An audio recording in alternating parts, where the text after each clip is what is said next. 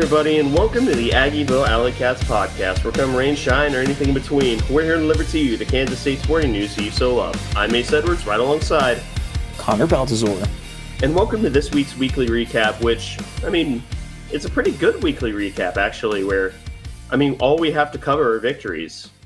If you would have told us at the beginning of the year that K-State Athletics had one loss up to about, the halfway point of 1 month, so like 2 or 3 weeks into the athletic year, I think we would have been really excited. Then you'd have to tell us where that loss came from, and we would have been sad again. Yeah. And technically, not all wins, but one not loss at the very least.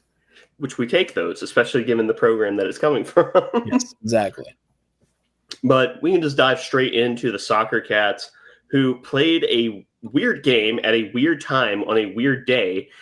A game in Massachusetts up against Harvard at 11:30 on Labor Day. Yeah, weird circumstances. Yeah, and perhaps it is those weird circumstances that led to a 0-0 draw. And really, the good news is that it wasn't like a boring 0-0 draw. There were a lot of shots that got off. It was just a lot of really, really good goalie play that kept any points off the board. 14 shots for K-State, 8 on goal, 9 shots for Harvard, 6 on goal. So just a lot of saves, really. Yeah, and K-State, honestly, from having watched the whole game, probably should have won this game, for being real. I think that they had the best chances, particularly late. They had multiple occasions where they did kind of get right in front of the goal and probably should have put it away. But they just weren't quite able to put it home. But they still take an away game draw against one of the favorites to win the Ivy League. The team that was in the NCAA tournament not too long ago in Harvard. So honestly, this is a fairly decent result. And again, like Ace said, given the history or lack thereof for the program, this whole start to the year has been nothing short of fantastic. It's been really great to see some positives, some true unequivocal positives from this program. Yeah, which is something we're not used to for basically the duration of the program's existence. Turns out all it took was a different head coach, at least to this point.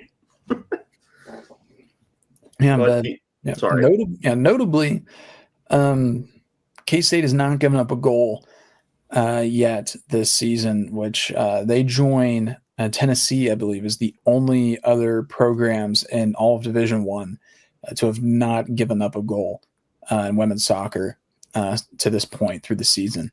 That's 450 minutes of play without a goal for K-State, which is the longest stretch of time ever.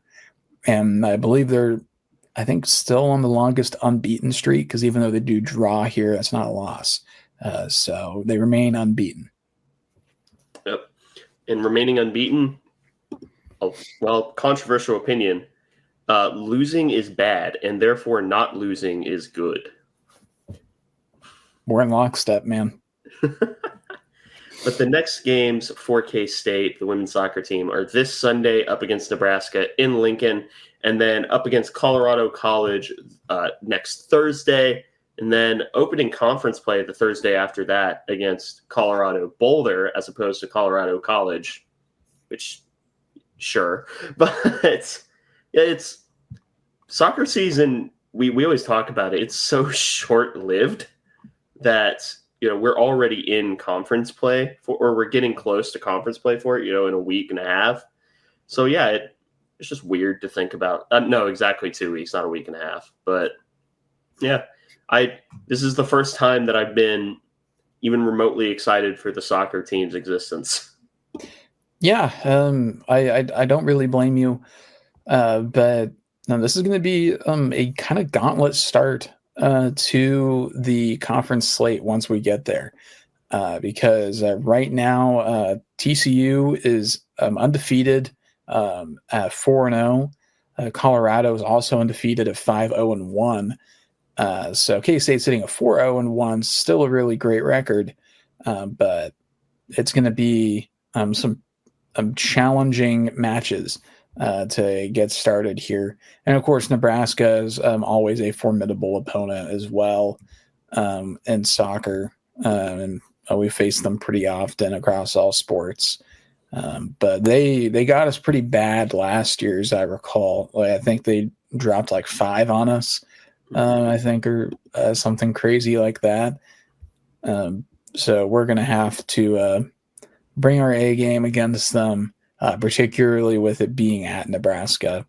I mean, they're unbeaten as well right now, too. They're 3-0-2.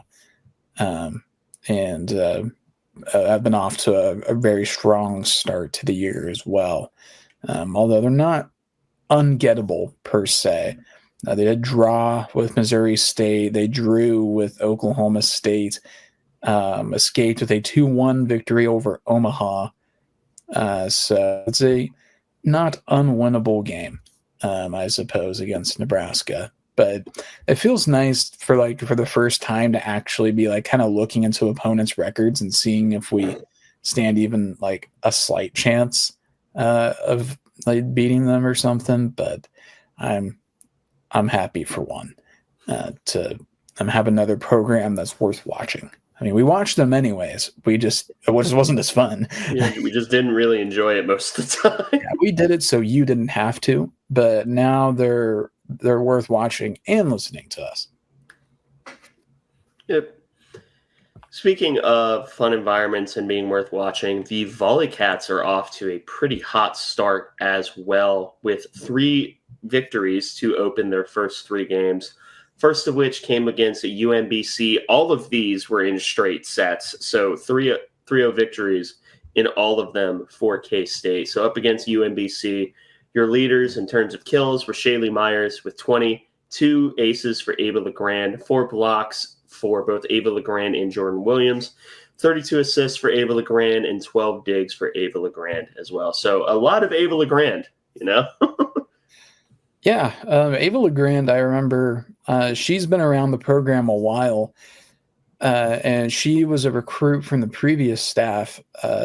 She's from Nebraska, and I think may have been a Nebraska commit at one point, but she's never quite broken through in the way that we were hoping, because she was a high school All-American, a really highly touted recruit. But this year, I think, is finally the year, because she's been, I think, fantastic and one of the best players on the roster to this point through this year. She's gotten a lot stronger in the weight room this year, and she's done a really good job as a setter for K-State. I've made it to a few matches so far, and she's done a really impressive job. Passing was a bit of a difficulty for last year's team, and I think led to some of the offensive struggles and frankly some of the defensive ones too. But Ava's been really impressive so far. Yeah. And, this is a really good way to start your season, 25-20 first set, 25-16, then 25-15. So the ideal way to start, never really being too close in the sets, never really having it in doubt. And that's how you want to open up your home slate and how you want to open up your season. Is there anything else you want to talk about before we get into the other 2 games? The blocks, 1 solo and then the 14 assisted. A lot of blocks there. Really good to see. Also, only 12 attack errors on 43 kills. So as a team, they hit 310 in this match. So super efficient. Really good job from them. Yeah. And their hitting percentage got even better in the next game. They got even more efficient with it when they beat Delaware 3-0, 25-13, 25-17, and then 25-20. So straight sets again. Their hitting percentage was 387, including a 536 first set. Sources reporting that's great. Yeah. The offense has been pretty stellar so far for K-State. In fact, through all three of these games, the main thing that has slowed K-State down offensively has been themselves, I think, with some service errors and some hitting errors. We'll talk about a bit more the NC State recap that'll come after this. But, I mean, this game, Shaylee Myers was on fire to start the game. Only 2 errors, and those came pretty late as well. Nia Clinton, she goes a double-double, 15 kills and 12 digs. Simone Sims got 10 digs. Kaylee Pond, she's a true freshman and was the Gatorade Player of the Year in Virginia. And she's been playing a ton and has been great on the back line for a freshman. Simone Sims has been really great on the back line as well. I've been really happy with how those two have performed because last year, our backline defense, it just was kind of a weak spot for us. We didn't really reload there the way that we needed to. But that, I think, has led to some of the efficient offense. And then Jordan Williams going 11 kills on 16 attempts with just 1 error. You take that every single day of the week. That was really nice to see. But yeah, 387 as a team is nuts. Yeah, that is, as you do. And I think the most notable of the 3 matches is definitely the one up against NC State, who, if memory serves, was actually a pretty decent team last year. And they entered this matchup 3-0, and K-State ends up beating them. Granted, it was a lot closer than the other matches, but still beating them in straight sets, 25-19, 25-18, then 25-21.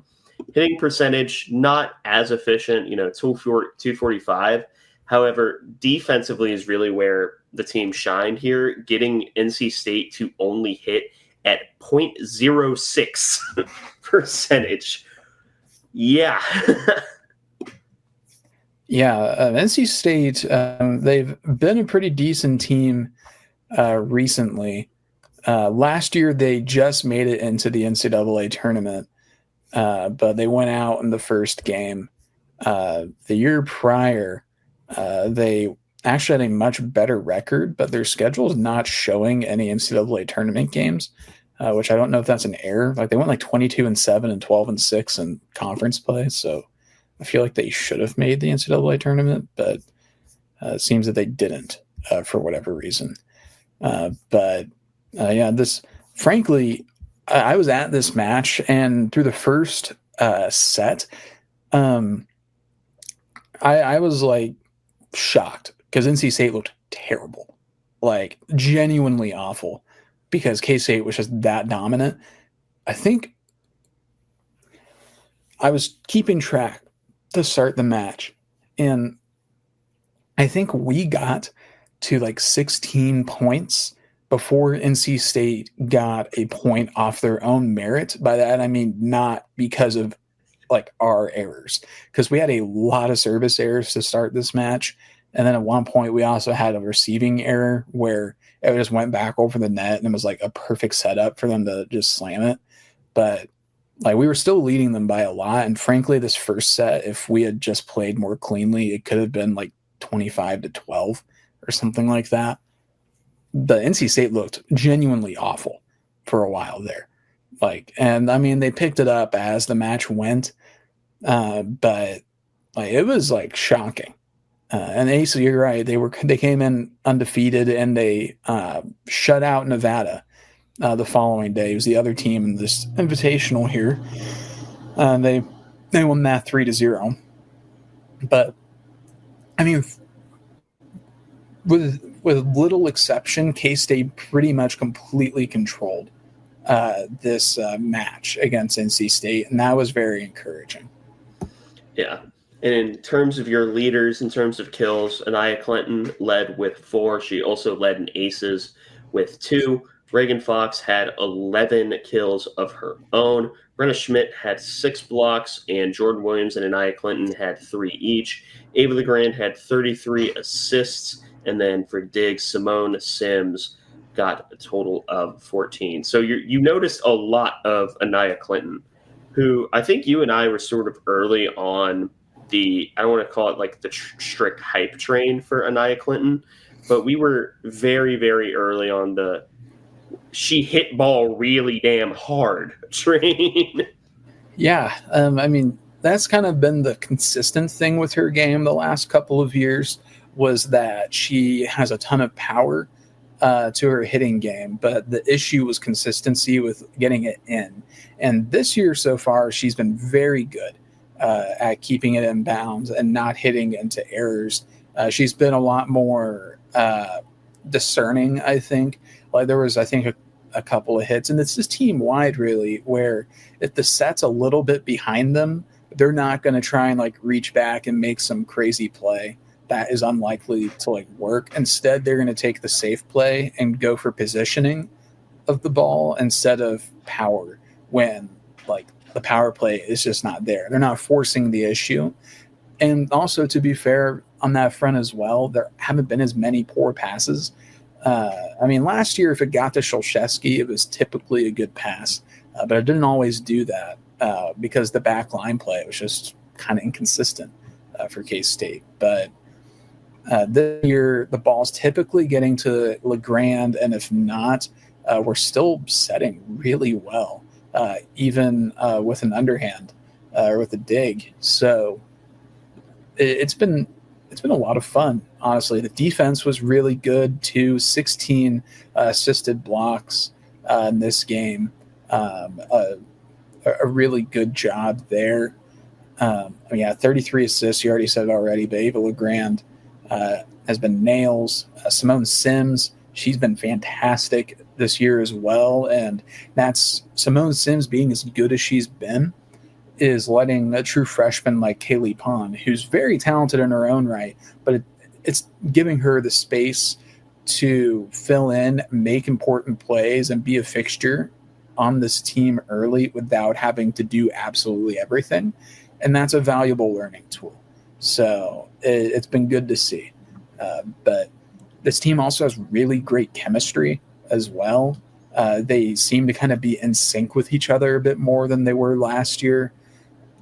Like right now, they seem to be clicking, and that's kind of been an issue the first 2 years with Jason Mansfield, is that we've started seasons very slow, and it's kind of taken some time to kind of build up, but like, we are hitting the ground running. Now, some of that is because we're scheduling lighter for the non-conference, but NC State is a power conference opponent that's on par with the Big 12 programs that we're going to be seeing. So like this is like a decent litmus test. Now, this could end up being a down year for NC State because I didn't think they looked great.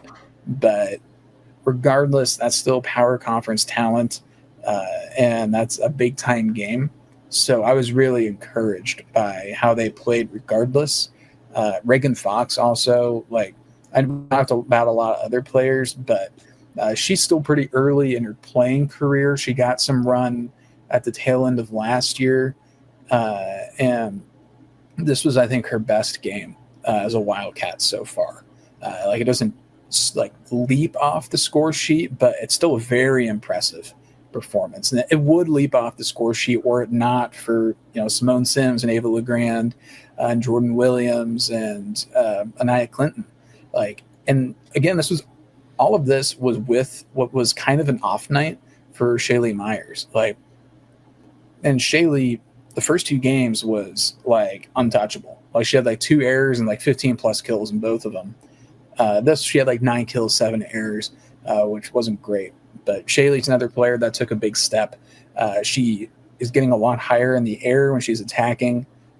Generally seems a lot more comfortable out on the floor as well. But I don't know, I've been yapping a lot about the team, but I've just been excited the few times I've gotten to go see them. I'd love to watch them tomorrow, but the game's at noon and some of us work, so I won't be able to go. But it starts at the beginning of my lunch break, so I guess I'll throw it on the TV when I'm at home for that. So, yeah, it's such a strange time to have any sporting event on a weekday, but yeah, I mean, I guess you could say like baseball has had some weird starting times on Fridays, but like even then, that's like 2:30. Yeah, like The only reason I could see this being an issue is like if it's a travel time thing for Nevada. It's like they need to get out of town or something like that. I I don't know what else the reason would be, but Nevada, they did lose fairly comfortably to NC State because we 3-0'd NC State. NC State came out and 3-0'd Nevada, and they won fairly convincingly. So that's hopefully a sign of things to come for the Cats against Nevada. I'm hoping that we're able to continue this hot start. They'll go on the road for the first time next week, but yeah, this team's been a lot of fun so far. I guess one note, that I'm thinking of for later in the year is that this team does not substitute much off the bench. I mean, there's obviously some substitutions because of just various alignments, but there's still 7 starters, even though you have 6 on the floor. But Kaylee Pond is the only player that is playing that isn't like a designated starter.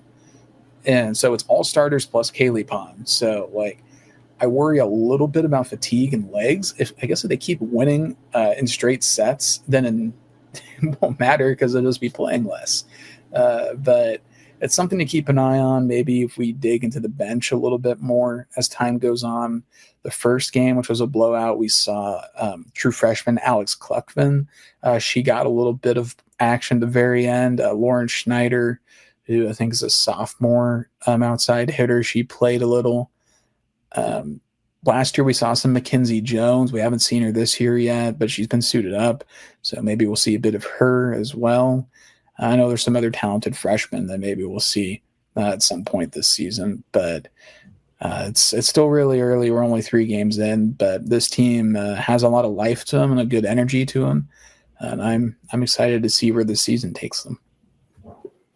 And, well, where the season takes them next is, you mentioned it, tomorrow or the day that this releases against Nevada at noon. And then we got another very good name for a venue with the Thunderdome for UC Santa Barbara, where they go up against UC Santa Barbara in Northern Colorado. I'm just amused that they call it the Thunderdome. Like, that, it will never be the Bruzzy. Nothing will ever beat the Bruzzy. But, that's still funny. But that's it for in terms of, there's a player that was on the football roster. They're not on the football roster anymore. Let's just say I think it was the number 3 player in our transfer recruiting rankings for this year. Shout out Southeast Kansas. Yeah, Jay-Sean Rouse got himself in some good old-fashioned Southeast Kansas trouble. We're allowed to say that. We're from Pittsburgh, so he got arrested in Arma, which always makes my eyes pop a little when I see Arma get mentioned in anything, because I've been there and there's not much of it there. So no, in fact, most of the time people get confused because they think Frontenac and Arma are both part of Pittsburgh. They're not. Yeah. So hopefully he lands on his feet. But not a good outing for Jay Sean. I kind of wish that we had announced that he wasn't on the roster anymore before that happened. This happened. I get wanting to not make, overly publicize it, I guess. But now all it does is bring bad press because he didn't announce it, because people thought that he was still on the roster, even though he apparently wasn't. So lesson, I guess that's a PR lesson to be learned there. So yeah. Oh, and the Border War is coming back. That's not K-State news, but this is going to be a fun game between Mizzou and KU, which, I mean, everyone knows me knows who I'm rooting for. Who are you rooting for in the Border War? You cannot say the Meteor. Okay, well, since I can't say the Meteor, I'm not 100% sure because, I mean, my heart says definitely Mizzou because I do hate KU. However, it has been really difficult to see some of the stuff that Mizzou burners have been posting on Twitter this week and not want like Columbia to like sink into the ground, because there's been some pretty crazy stuff. They've like a little too proud of Confederate heritage, which by a little too proud I mean any amount. So it's like it. I'll say this is probably because of Mizzou fans' choice of banter topics. This has been about the closest like I've ever come to like genuinely wanting KU to win in anything. I don't know if I can do it, but I might just find myself as a neutral hater and just be happy with whoever loses. You're rooting for both teams to get losses. Yeah, I guess that's a good way to put it. I hope what happens is they go to like an endless flurry of overtimes and they just have scheduling conflicts and aren't able to reschedule. And so because of that, they just have to like draw, like they're forced to, like by circumstance. Okay. I'm just excited to see that rivalry back. I don't think it'll be back for a long time. I think that this is a home and home series, which, I'm of the opinion that you should protect as many rivalries as you can, especially the regional rivalries. So I think the border war should be played every year. I think Arkansas are cowards for absolutely refusing to play Arkansas State. Weirdly enough, I want Missouri State to be good, not because I care about them as an existence, but because I want another in-state rivalry. Yeah, I just started a Missouri State dynasty on College Football 26. Went 10-4 year one, and played Akron of all teams in the Cure Bowl. So that was a weird draw, but no, we're improving. I almost got Rex Van Wy in the portal, but Iowa swooped in last minute and they had the pipeline there, so I wasn't able to get him. But yeah, no, Arkansas. I totally agree with you on Arkansas. They are genuine cowards for like never playing Arkansas State. Like I think they're finally doing it this year, I think, but they're doing it at like a neutral site, and they like refuse to play them at Arkansas State. Like I think they're playing in Little Rock because I don't remember where Arkansas State is. It Jonesboro? It's Jonesboro. Yeah. Okay. So Jonesboro, then Fayetteville. So they're just meeting in Little Rock instead. I wish Arkansas State all the best in that game.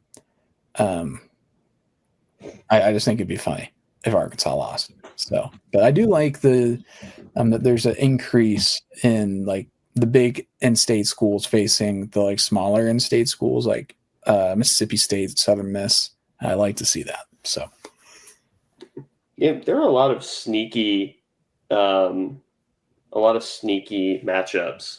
Like in-state, you got El Assico. You have a Baylor SMU this week. I forgot that Oklahoma State's playing Oregon. Yeah, I forgot about that too until I saw there was some like press conference drama between Mike Gundy and Dan Lanning. Like Gundy was just being old about NIL or something, and Dan Lanning was being young about NIL, and they're just old and young and button heads, I guess. And then the other notable in-state ones are Southern Florida, SC State, South Carolina, and then Louisiana Tech, Louisiana. Or Louisiana Tech, Louisiana State, so LSU. That was a lot of words. I like in-state rivalries. That's all I got. You got anything else to say?